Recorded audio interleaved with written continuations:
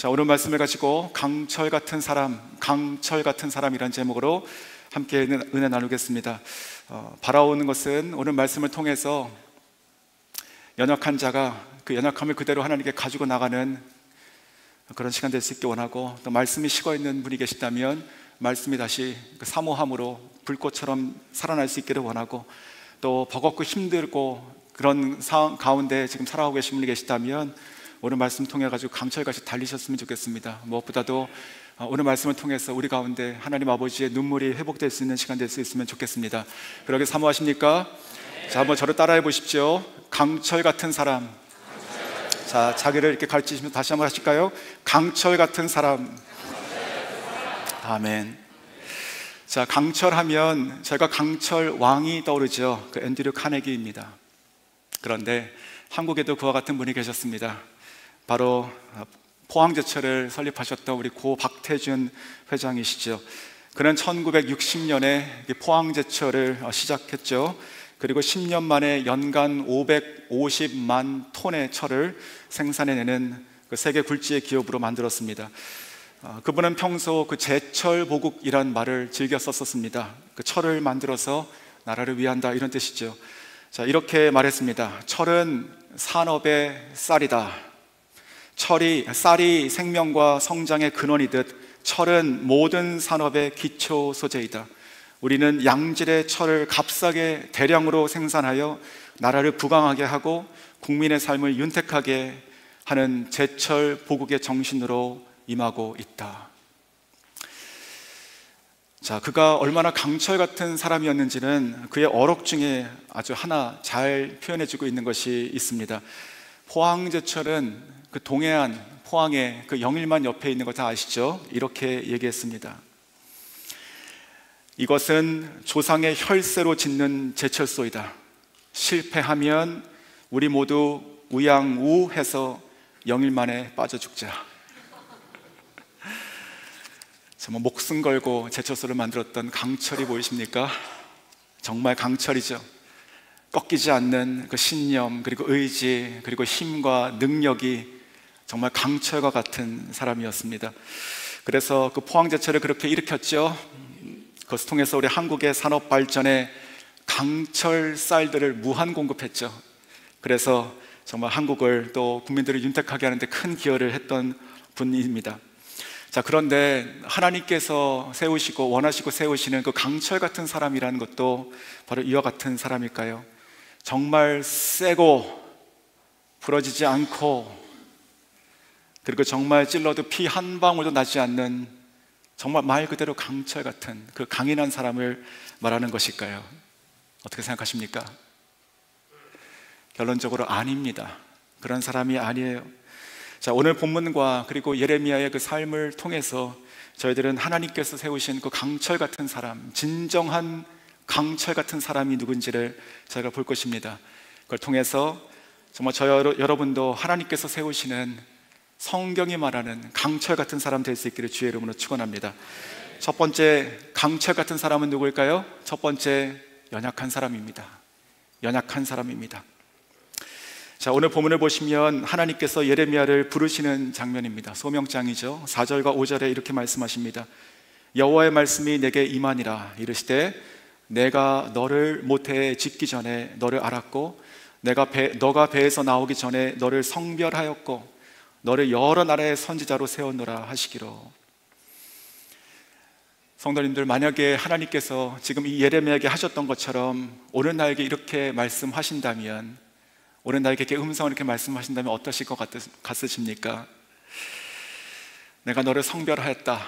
내가 너가 태어나기 전부터 내가 너를 택했다. 너는 나의 종이다. 내가 그렇게 쓰겠다 라고 말씀하신다면 어떠실 것 같습니까? 아마도 좋으시겠죠.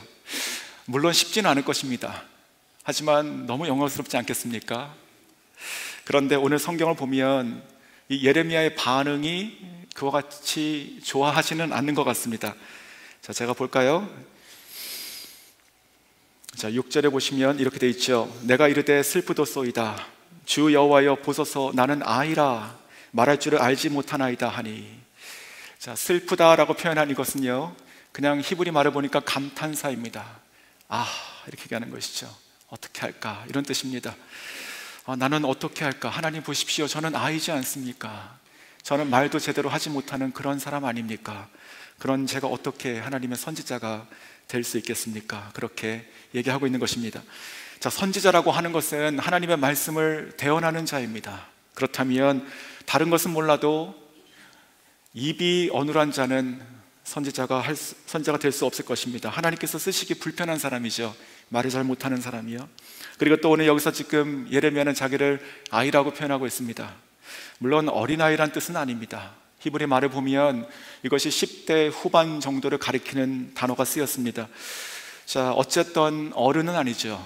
그러면 당시에 그 쟁쟁했던 그 사람들, 가령 그 왕들이요, 그리고 제사장들, 또 높은 사람들, 또 자기보다 훨씬 경험이 많은 연장자들, 그들에게 어떻게 나가서 무슨 말을 할 수 있겠습니까? 아마도 그렇게 말을 한들 그 사람들이 그렇게 듣지 않았을 것입니다. 자, 그것이 지금 이 예레미야의 마음인 것이죠. 사랑하는 성도 여러분, 이것을 보면 하나님께서 쓰시는 사람, 하나님께서 만드시는 사람과 그 하나님께서 만드시는 사람의 그 기준과 세상이 요구하는 기준이 다르다는 것을 저희가 알 수 있습니다. 세상은요, 그 일과 그 역할에 따라서 그것을 할 수 있는 능력이 있는 사람, 혹은 탁월한 사람, 누구보다 많은 것을 가지고 있는 사람, 그런 사람들을 찾아서 씁니다. 저희가 아이들에게 작은 심부름을 시켜도 그것을 할 수 있는 아이에게 시키지 않습니까? 하물며 하나님께서 하나님의 말씀을 온 이 나라와 백성과 그리고 유다 왕들에게 전해야 되는 이 엄중한 막중한 사명을 누구에게 줘야 되겠습니까? 그것을 감당할 수 있는 그와 같은 사람이어야 되지 않겠습니까? 하지만 오늘 이 말씀을 보면요, 하나님께서 그래서 부르신 자, 하나님께서 강철 같은 사람, 강철같이 만드는 그 사람이 누구였는가 보면 바로 세상의 자격과 전혀 안 맞는다는 것이죠. 세상이 강철 같은 사람을 취한다고 보면 최소한 오늘 이 예레미야가 얘기했던 이것들은 빠져야 되는 것입니다. 어린아이도 안 되는 것이고요, 그리고 말을 전하는 자는 말을 잘하지 못하는 자도 뽑을 수가 없는 것이죠. 사랑하는 성도 여러분, 하지만 하나님께서 강철같이 여기는 사람, 하나님께서 강철같이 같은 사람을 만드실 때는요, 연약한 자를 쓰십니다. 연약한 자를 쓰세요. 자, 오늘 7절을 보시면 이렇게 말씀합니다. 여호와께서 내게 이르시되 너는 아이라 말하지 말라. 너는 너 자신을 아이라고 말하지 말라라고 하시죠. 하나님께서 쓰시는 사람은요, 그 말 그대로 하나님께서 쓰시는 사람이에요. 하나님께서 쓰시는 사람이 내가 쓰임받을 수 있는 자격이 있어가지고 쓰시는 것이 아니라 하나님께서 쓰시기 때문에 하나님께서 쓰시는 줄 믿으시기 주의 이름으로 축원합니다. 자, 그래서 7절 이렇게 계속 이어지죠. 내가 너를 누구에게 보내든지 너는 가며 내가 내게 무엇을 명령하든지 너는 말할지니라. 자, 여기서 지금 예레미야는 자기의 신분, 자기의 태도가 지금 바뀌게 됩니다. 그 전까지는 어떻습니까? 하나님, 저는 아이입니다. 저는 말을 제대로 할지도 모르는 사람입니다 라고 했던 자기의 모습 봤죠. 하지만 여기서 이제 하나님께서 어떻게 바꿔주십니까? 너는 내가 보낸 자다. 내가 너를 보냈다라고 말씀하시죠. 그리고 너의 말로 하는 것이 아니고 내가 너에게 주는 말을 가지고 내가 보내는 사람들 앞에서 그 말을 하라고 지금 말씀하고 계십니다. 즉 하나님께서 이 사람의 이제부터 쓰시는 사람의 주인이 되시고 쓰시는 그 힘과 능력이 되시는 것이죠. 자, 우리가 신약 성경을 보면 대표적으로 강철 같은 사람이라고 하면 누가 떠오르십니까? 아마도 사도 바울이 떠오르실 것입니다. 정말 그렇죠. 그런데요, 이 사도 바울도 평생 자기 스스로 해결하지 못했던 아주 치명적인 약점이 있었던 사람이었습니다. 그는요, 정말 무한한 하늘의 하나님의 그 능력을 힘입어서 병자를 고쳤고 일으켰고요, 그리고 또한 귀신을 쫓았고 또 창틀에서 떨어져가지고 죽었던 그 유두고 청년을 살려냈었습니다. 자, 이와 같이 이 사도 바울은 그 기도에 권능이 있던 사람이고 하나님께서 성령으로 역사하시고 그 기도를 다 들어주신 기적을 행했던 사람이었죠. 하지만 정작 그는요, 자기 자신이 가지고 있었던 그 병을 위하여 기도했지만 하나님께서 고쳐주시지 않으셨습니다. 그 병이 무엇인지 우리가 알지 못하죠. 하지만 분명한 것은 그는 사심 없이 하나님께 기도했을 것이에요. 왜냐하면 자기가 가지고 있었던 그 치명적인 약점, 이것이 하나님 나라에 하나님의 복음을 전파하는데, 자기가 사명을 가지고 살아가는데 그것이 장애가 된다는 것을 알았기 때문에 그렇죠. 그래서 그는요, 자기 자신을 위한 것이 아니라 하나님의 나라와 복음의 진보를 위하여 분명히 사심없이 3번 기도했던 것입니다. 하지만 하나님께서는 다른 뜻이 있으셨죠. 하나님은 그 기도를 들어주지 않으심으로 응답하셨습니다. 그래서 그가 결국 깨달은 것이 무엇이었습니까? 그가 가지고 있었던 그 치명적인 약점, 자기의 연약함, 이것이 바로 하나님의 강함이구나, 이것을 고백하게 되는 것입니다. 고린도후서 11장 30절, 내가 부득불 자랑할진대 나의 약한 것을 자랑하리라. 아멘. 나의 약한 것을 이제 내가 자랑하리라. 예수님도 예수님의 제자들을 부르실 때 그런 사람들을 부르셨습니다. 세상에서 배우지 못한 자들, 그리고 또한 약한 자들, 또 죄인 취급받았던 자들을 하나님께서 부르셨습니다. 그리고 나서 그들과 함께 3년 동안 함께 머물게 하사 하나님께서 그들을 점점점 정말 하나님의 강철 같은 사람으로 예수님께서 직접 만들어 가셨던 것이죠. 그래서 처음에는 아무것도 할 수 없었던 정말 세상의 무명인이고 무능자였던 이 12명의 제자들을 통해서 하나님께서는요, 예수님은 세상을 변화시키는 강철 같은 사람들로 다 만드셨습니다. 사랑하는 성도 여러분, 오늘날도 마찬가지죠. 저희 가운데 수많은 그런 약점들이 있어요. 혹시 절망 가운데 계신 분 계십니까?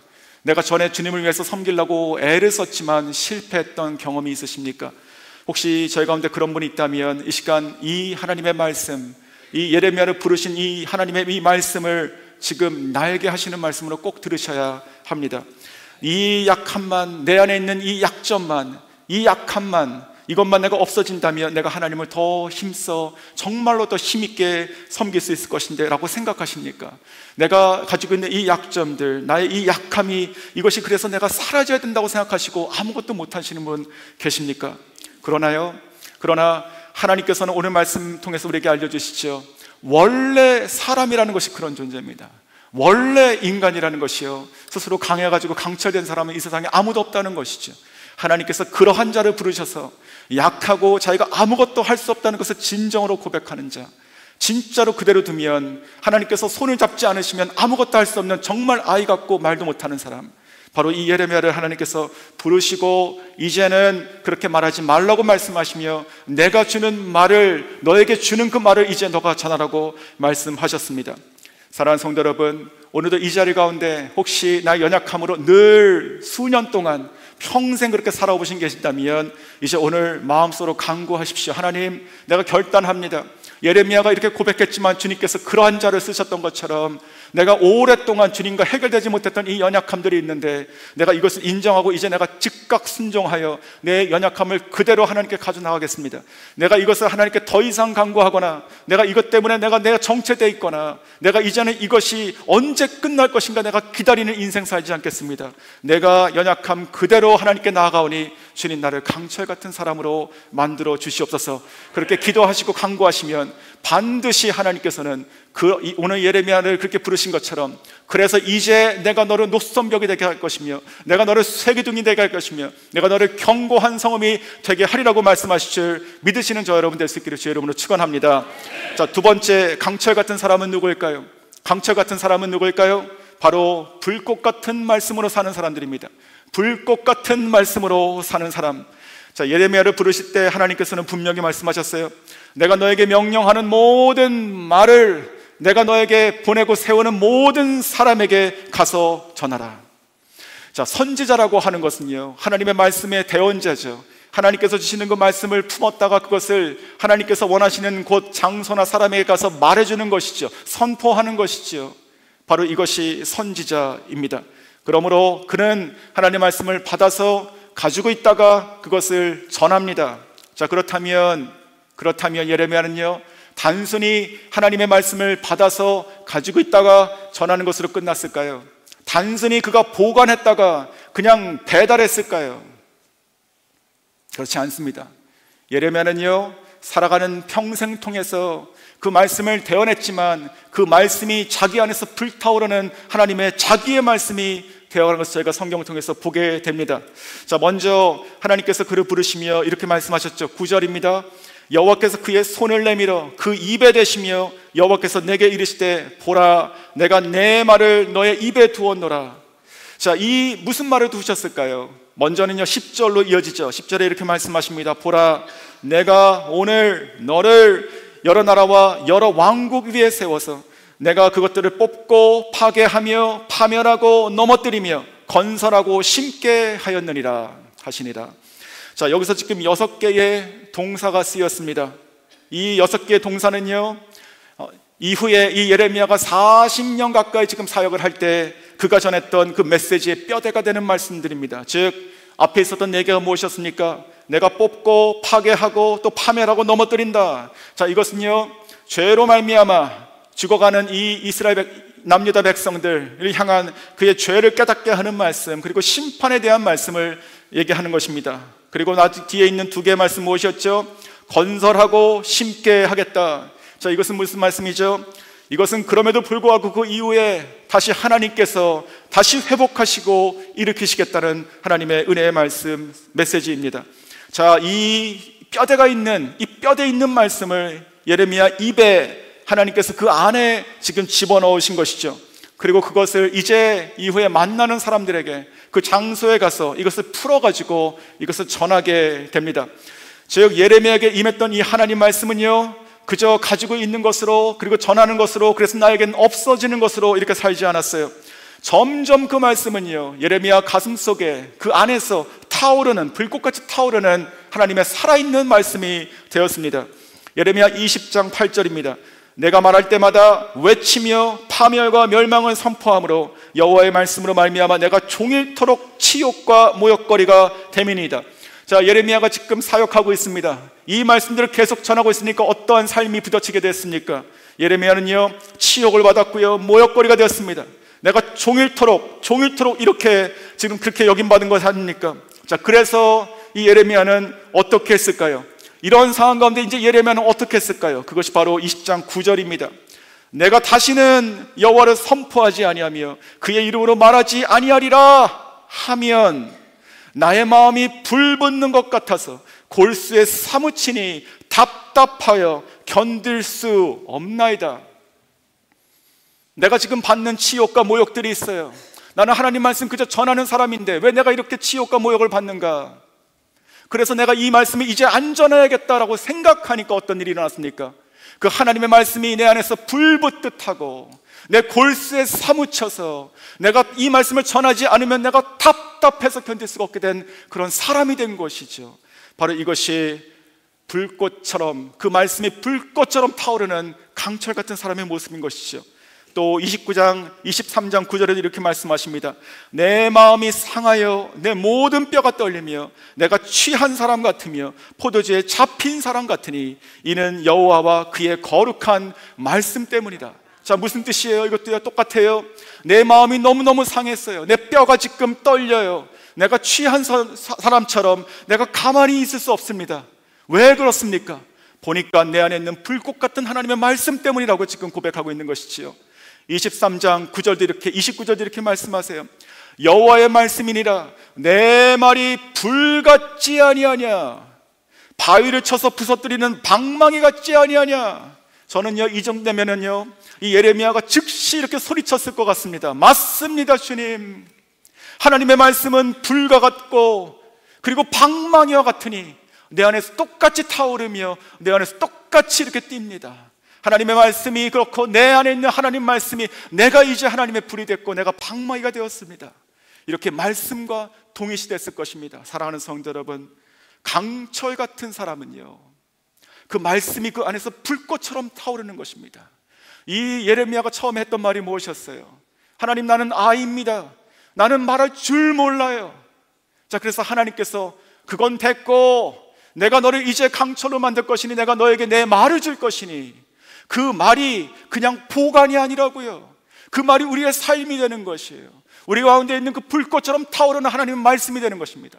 전하지 않으면 편할 것 같은데 전하지 않으면 내가 견딜 수 없고 답답하고 골수가 사무친다고 그렇게 고백할 수밖에 없는 것이죠.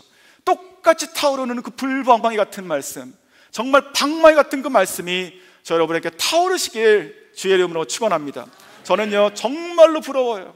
제가 말씀 준비하면서 정말로 부러웠습니다. 하나님 말씀, 성경 말씀, 이 하나님 말씀이 정말 매일매일 내 안에서 이렇게 타오르기 원합니다.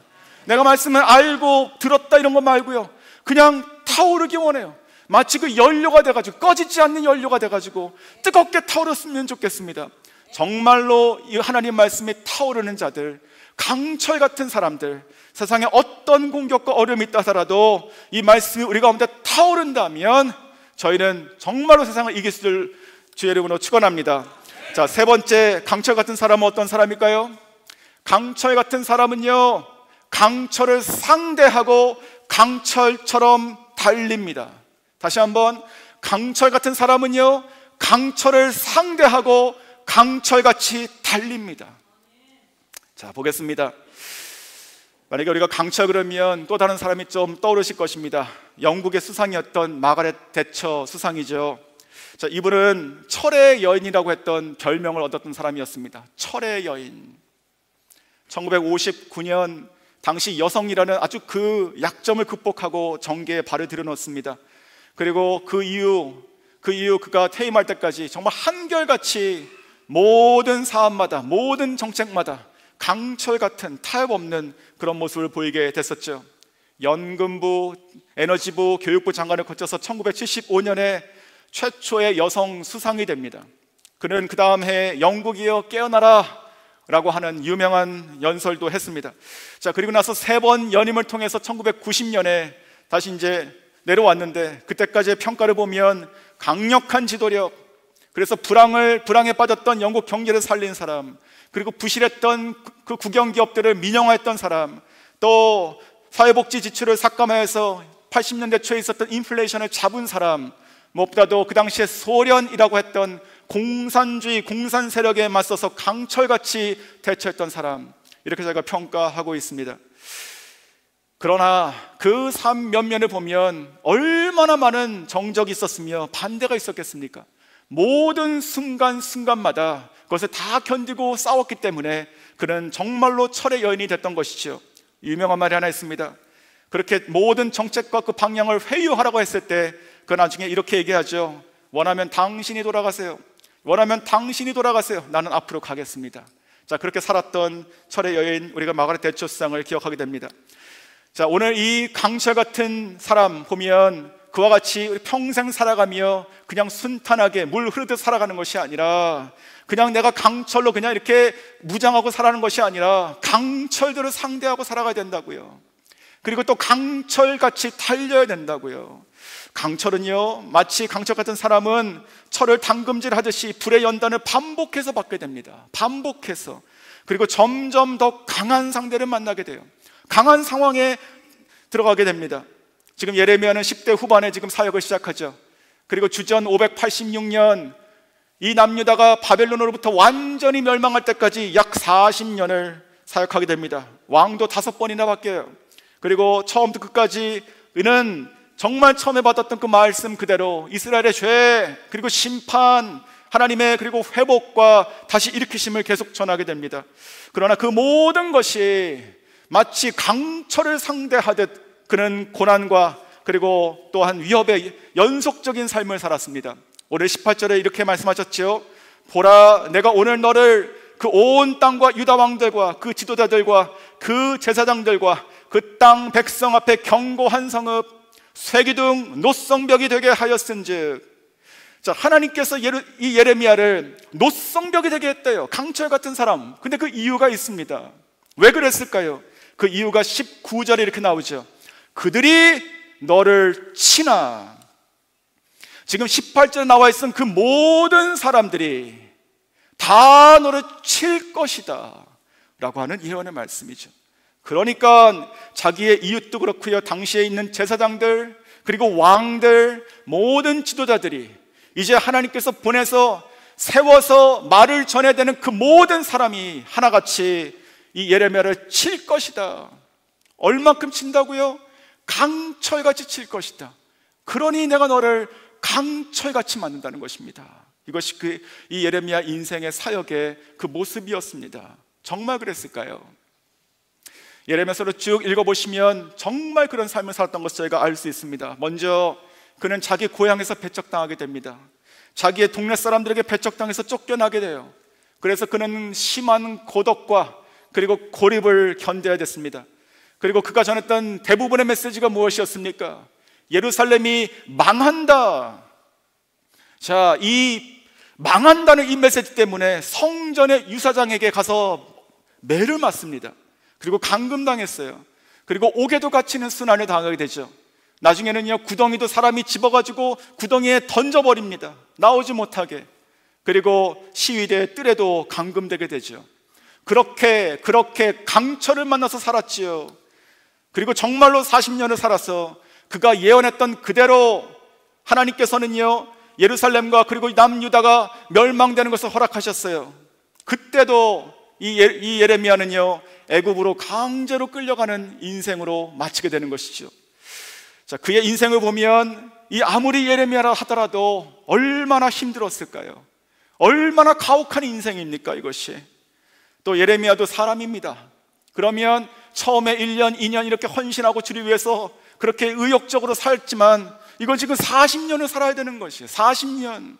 이 40년을 이렇게 살면서 어느 순간에 왜 자기 자신이 너무나 힘들지 않았겠습니까? 왜 자기도 포기하고 싶지 않았겠습니까? 왜 여기서 그만 멈추고 싶지 않았겠습니까? 저는 충분히 이해가 됩니다. 그래서 이 예레미야도요, 중간에 보면 이렇게 하나님께 가서 얘기하게 됩니다. 예레미야서 12장 3절 말씀입니다. 여호와여, 주께서 나를 아시고 나를 보시며 내 마음이 주를 향하여 어떠함을 감찰하시오니 양을 잡을수록 끌어냄과 같이 그들을 끌어내시되 죽일 날을 위하여 그들을 구별하옵소서. 자, 4절 이렇게 얘기하죠. 언제까지 이 땅이 슬퍼하며 온 지방의 채소가 마르리이까? 내가 전하고 전해도 아무도 안 듣습니다. 바뀌는 거 아무것도 없습니다. 하나님, 내가 이것을 계속해야 되겠습니까? 아니, 소용이라도 있습니까? 그런 말이 아니겠습니까? 자, 이와 같이 인간적인 순종을 하는 사명자였지만 인간적인 한계에 부딪혔던 이 예레미야, 이 말을 듣고 하나님께서 뭐라고 대답하셨을까요? 하나님께서, 그래, 너도 강철 같은 사람이지만 내가 이해한다. 그 한계에 부딪혔으니 내가 이해한다. 여기까지구나 라고 말하셨을까요? 아닙니다. 그러지 않으셨어요. 하나님께서는 오히려 그 강철 같은 사람들을 더 상대하라고, 그리고 너는 오히려 더 강철같이 달리라고 말씀하십니다.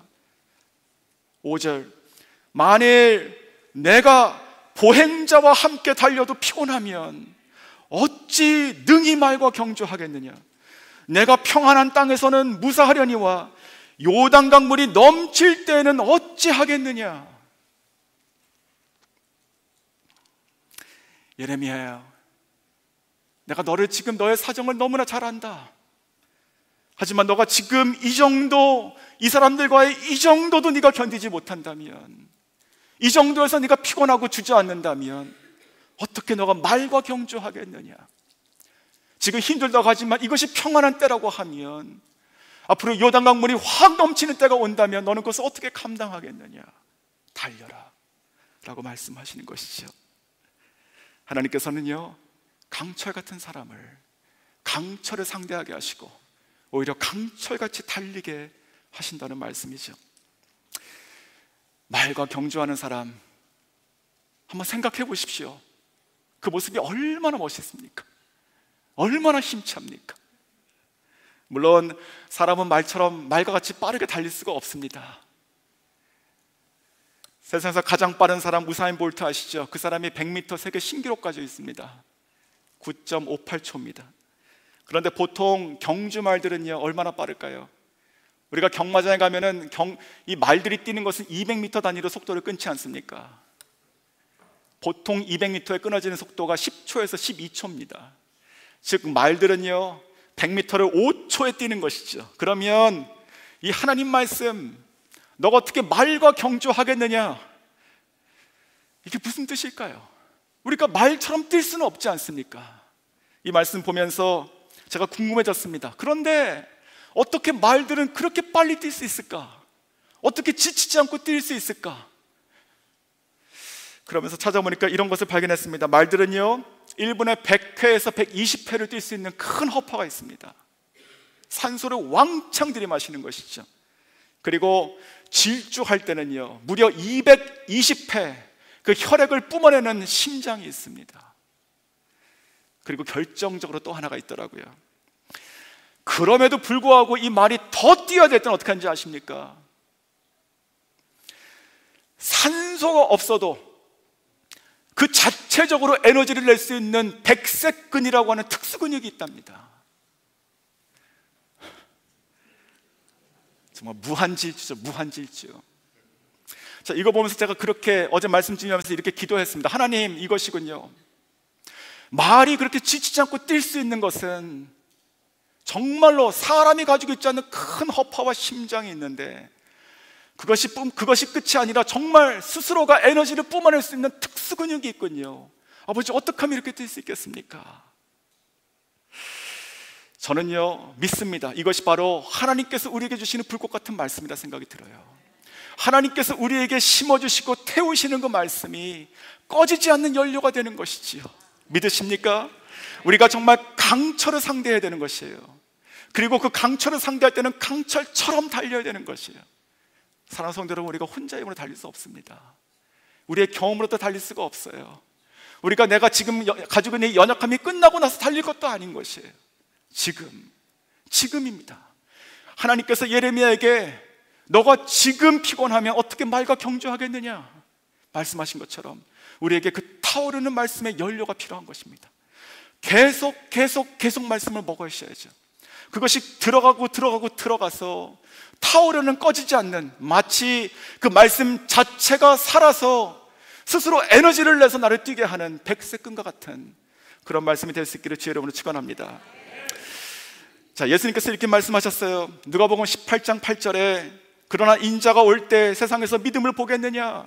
저는 이 말씀 가운데 우리가 이렇게 뛰어가는 경주하는 말처럼 대답했으면 좋겠습니다. 하나님, 주님께서 오시는 그때 내가 이 땅에 있다면 내가 거기에 머물러 있거나 주저앉고 있지 않겠습니다. 내가 피곤하다고 내 스스로를 이렇게 한탄하고 내가 주저앉지 않겠습니다. 주님께서 오시고 나를 보시는 그 순간 내가 말과 경주하고 있게 하여 주시옵소서. 그렇게 여러분도, 저와 여러분이 그렇게 사모하시고 더욱더 힘을 내시면 좋겠습니다. 자, 네 번째, 강철 같은 사람은 또한 어떤 사람일까요? 강철 같은 사람은요, 눈물의 사람입니다. 눈물의 사람. 이것도 한번 이미지를 한번 생각해 보십시오. 정말로 강철같이 강인한 사람이 있어요. 근데 그 사람의 눈에서 눈물이 뚝뚝 떨어집니다. 뜨거운 눈물, 강철 눈물이 떨어지는 것이죠. 그럴 때 그 사람이 얼마나 강하게 보이겠습니까? 저는요 정말로 그 세상에 그렇게 강한 사람은 없을 것 같습니다. 그 자신이 온몸을 다 강철로 무장해 있는데 그 마음이 뜨거운 것이죠. 그래서 눈물이 나는 것이에요. 실제로 강철이라고 하는 것은요, 철보다 강한 것을 우리가 강철 그렇게 얘기하죠. 그것이 그 철 안에 있는 탄소가 얼마큼 적으냐에 따라 가지고 우리가 강철로 분류합니다. 저는 이 눈물이 그런 거라 생각이 들었습니다. 하나님, 내 안에 있는 나의 생각들, 나의 경험들, 나의 판단들, 나의 마음들, 나의 소원들, 아버지, 이런 것들을 눈물로 아버지 밖으로 빼주십시오. 오직 하나님의 말씀만, 하나님의 마음만 들어가서 내 안에 내가 하나도 없게 해주십시오. 그러할 때 나도 정말 이 강철처럼 정말 이 눈물로 모든 것을 다 뽑아낼 때 하나님, 이 강철의 순도가 더 올라가겠습니다. 이렇게 생각이 들었습니다. 예레미야는요, 자기 백성을 그 죄로 말미암아 벌하지 아니할 수 없는 그 하나님의 마음으로 울었습니다. 동시에 말해도 듣지 않고 돌이키지 않는, 깨닫지 못한 그 백성을 향한 그 안타까움으로 그는 울었습니다. 계속 울었어요. 그래가지고 이 예레미야는 강철 같은, 노성벽 강철 같은 사람이었음에도 불구하고 성경이 붙여준 별명이 뭐냐면 눈물의 선지자. 눈물의 선지자. 예레미야 9장 1절에 이렇게 말씀합니다. 예레미야의 고백이에요. 내 머리는 물이 되고 내 눈은 물의 근원이 되고 죽음을 당한 딸 내 백성을 위하여 주야로 울리로다. 머리가 다 물로 찼대요. 그리고 그 눈도 물에 근원이 있어가지고 울어도 멈춰지지가 않는다는 것이죠. 내가 주야로 이 죽임을 당할 이 나의 딸, 이 백성을 향해서 하나님 아버지의 마음으로 내가 울고 또 운다. 이것이 바로 강철 같은 사람 예레미야의 눈물인 것이죠. 이 모습 보면서 예수님이 떠올랐습니다. 누가복음 19장이죠. 예수님께서는요, 그 예루살렘 성에 들어오시기 전에 그 성을 바라보시면서 우셨습니다. 그리고 예수님은요, 그 나사로가 죽었을 때 그 죽음 가운데 갇혀가지고 돌 문으로 꽉 잠겨있을 때 그 모습 보시고, 또 그 주변에서 아무것도 할 수 없는 그저 울고 있는 그 사람들 보시며 같이 우셨습니다. 그리고 예수님께서는요, 우리가 히브리서 5장 7절 말씀을 보면 겟세마네 동산에서 잡히시기 전에 기도하셨는데 어떻게 기도하셨는가? 심한 통곡과 눈물로 기도하셨습니다. 예수님께서는 바보같이 우셨습니다. 계속 우셨어요. 사랑하는 성도 여러분, 예수님도 그리고 예레미야도 마찬가지예요. 이 사람들이 심약한 사람이어서 운 것입니까? 예수님도 마찬가지예요. 예수님께서 그래도 인간이기 때문에 인간적인 감정에 흔들리신 것입니까? 아니죠. 우리가 알아야 될 것은 이 눈물은 그런 눈물이 아닙니다. 이 눈물은요, 하나님께서 하늘 문을 여시고 쏟아 부어주신 하늘의 눈물이에요. 하나님 아버지의 눈물입니다. 하나님 아버지의 마음이 그 밑으로 쏟아 부어지니 내 안에 들어와서 그것이 차고 넘치니 어떻게 그 안에 담겨 놓겠습니까?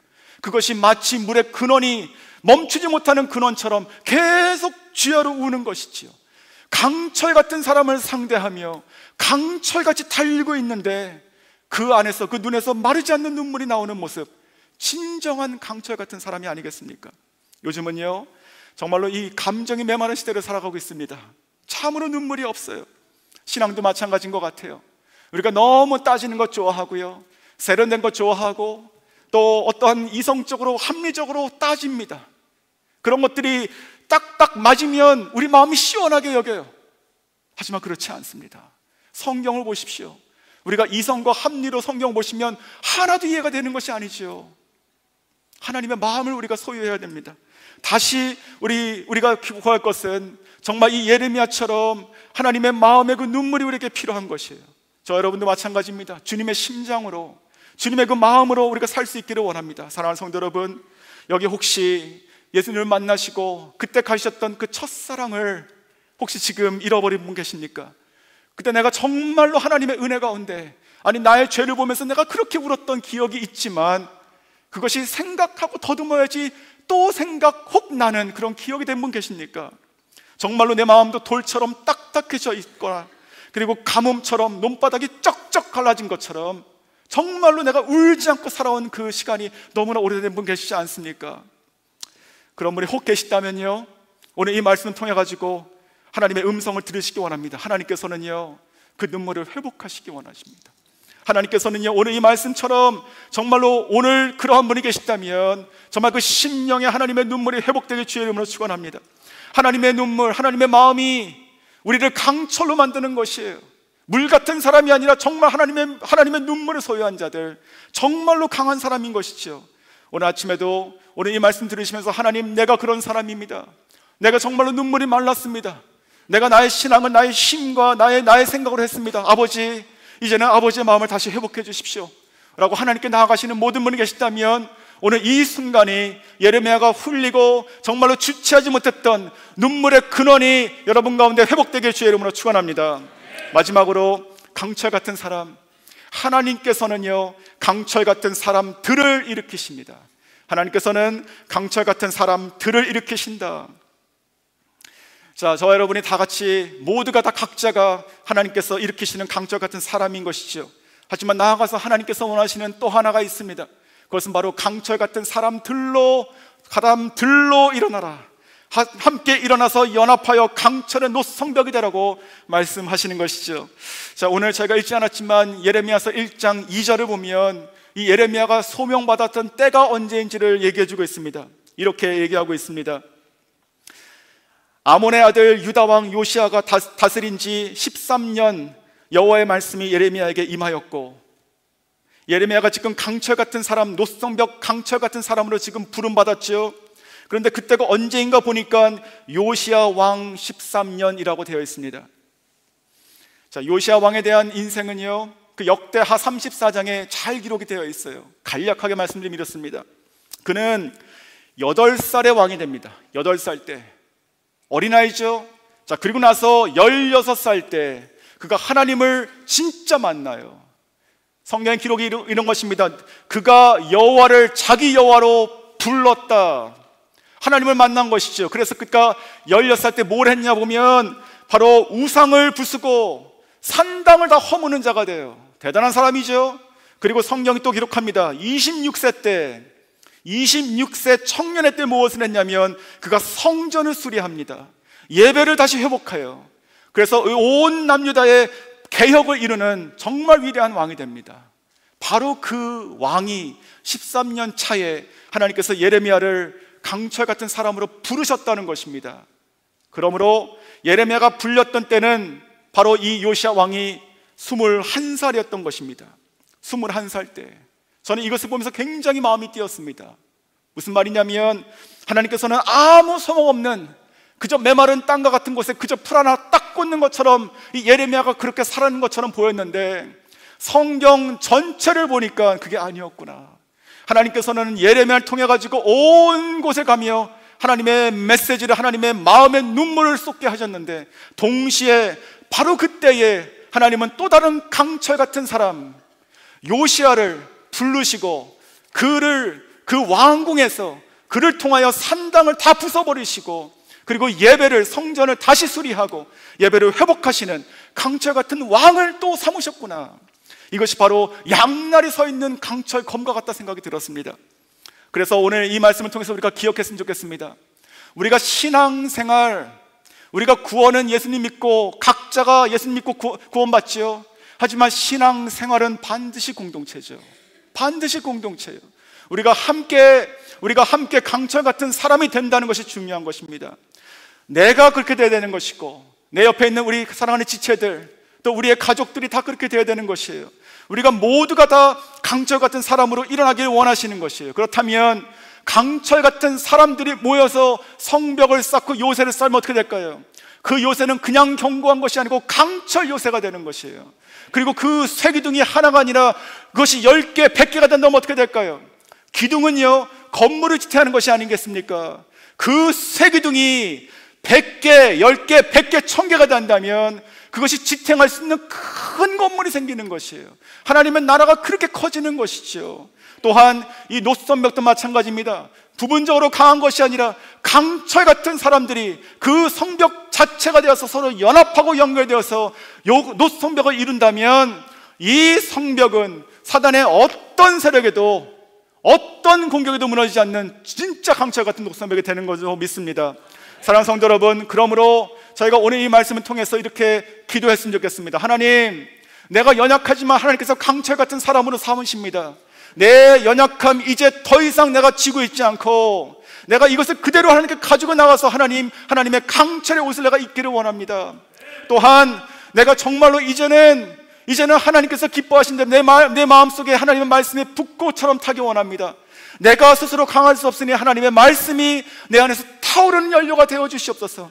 내가 지금까지 힘들고 또 피해왔던 그 사람들, 그 환경들 가운데 내가 더 이상 주저하지 않고 내가 강철을 상대하며 오히려 강철처럼 달리기 원합니다. 주님, 내 안에서 성령이 폭발하는 연료가 되어셔서 아버지 내가 질주할 수 있도록 해주시옵소서.